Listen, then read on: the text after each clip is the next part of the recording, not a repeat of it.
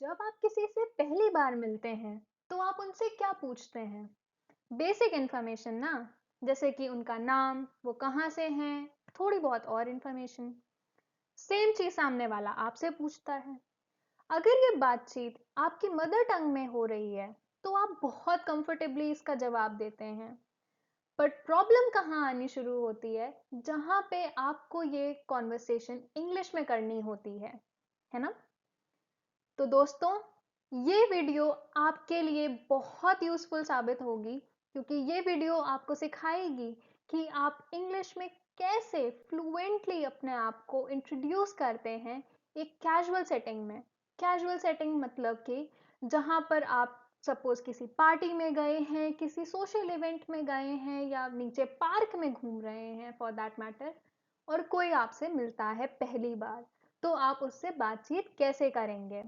ये वीडियो पूरी एंड तक देखिएगा, इसमें सब कुछ एक्सप्लेन्ड है। और सिर्फ 10 मिनट्स में फ्रेंड्स, आप फ्लुएंटली एंड कॉन्फिडेंटली अपने आप को इंग्लिश में इंट्रोड्यूस कर सकते हैं। ठीक है, आइए शुरू करते हैं। स्वागत है आपका उर्वशी टीचर्स में। Hello, my name is Urvashi. Nice to meet you. How are you doing today?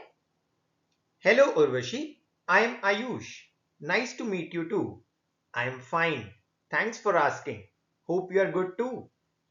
So Ayush, where are you from? I belong to New Delhi. I am currently living in Tokyo. Which place do you come from? My native place is Lucknow, and I also live in Tokyo. What do you do in Tokyo? I am an engineer and I work in a company here. What do you do? I am a teacher in primary school. That's great. It was nice meeting you, Urvashi. Thank you. Same here. See you later. तो पिछली slide में आपने सुनी एक short conversation in English. अब हम यहाँ पर उसको स्टेप बाय स्टेप समझेंगे कि हमने कैसे ये कॉन्वर्सेशन बनाई, इसका फ्लो कैसा होना चाहिए और हमें क्या क्या इसमें ध्यान रखना चाहिए। पहली चीज आती है आपकी ग्रीटिंग। दूसरी चीज है नेम। तो अगर आप हिंदी में भी बात कर रहे हैं, अपनी मदर टंग में भी अगर आप बात कर रहे हैं, तो भी आप सबसे पहले सामने वाले को ग्रीट करते हैं, फिर आप अपना नाम बताते हैं। बिल्कुल वैसे ही इंग्लिश में भी होता है, बिल्कुल वैसे ही हम यहाँ पर भी बताते हैं। तो आपने ग्रीट किया हेलो बोलकर, फिर आपने अपना नाम बताया, my name is so and so. Name बताने के भी दो तरीके हैं। पहला है माय नेम इज, दूसरा तरीका जो है वो है आई एम सो एंड सो।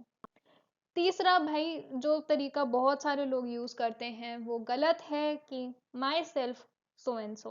वो बिल्कुल गलत तरीका होता है, उसको प्लीज यूज ना करें। ठीक है। अच्छा, फिर आप जब किसी से मिल रहे हो तो आप ये बोलोगे ना कि आपसे मिलकर खुशी हुई, और फिर उसके बाद आप पूछते हो कि आप कैसे हो। ठीक है। तो ये जो दो फ्रेजेस हैं, nice to meet you and how are you doing today, ये दो सेंटेंसेस यही बात को बोलते हैं। पहला, आपसे मिलकर खुशी हुई। दूसरा, आप कैसे हो। ठीक।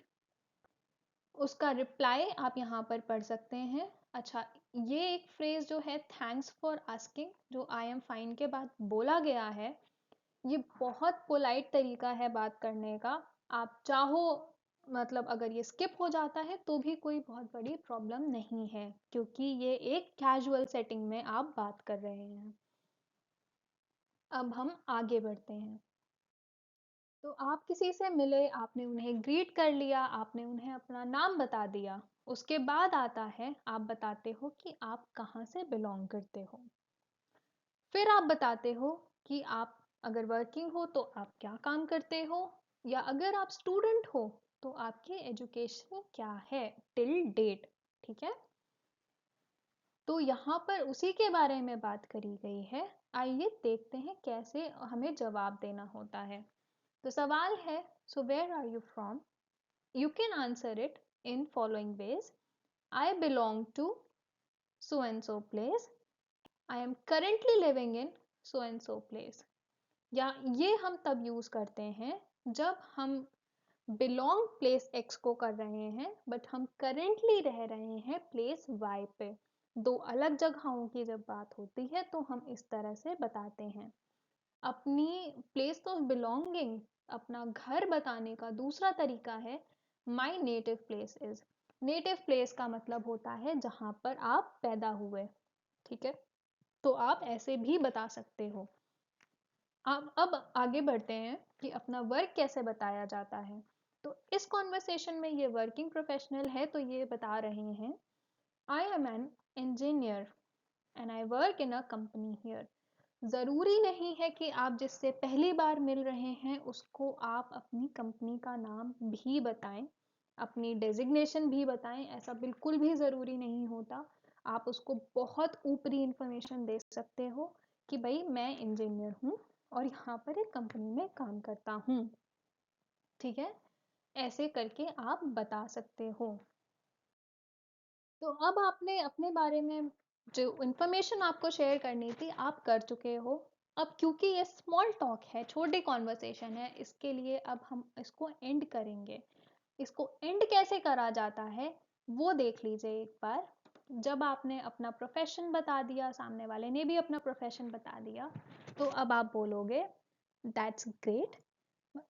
थोड़ा एंथुजियाज्म शो करना है ना कि आपको सामने वाले के बारे में जान के अच्छा लग रहा है, वो जो काम कर रहा है वो आपको अच्छा लग रहा है, तो इसको आप शो करोगे अपने कॉन्वर्सेशन में, दैट्स ग्रेट। फिर आप बोलोगे it was nice meeting you.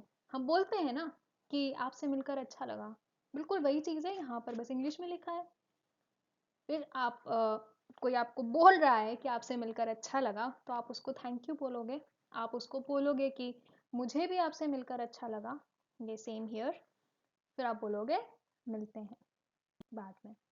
इस तरह से करके आप अपनी कॉन्वर्सेशन को एंड कर दोगे। तो फ्रेंड्स, आज की ये वीडियो यहीं पर ख़त्म होती है। आई होप कि आपको वीडियो अच्छी लगी होगी एंड आई होप कि अब आप इंग्लिश में बोलने का प्रैक्टिस करना स्टार्ट करोगे। एक टिप है आपके लिए कि कोई भी लैंग्वेज आपको तब तक नहीं आएगी फ्लुएंटली जब तक आप उसको बोलोगे नहीं, जब तक आप उसे प्रैक्टिस नहीं करोगे।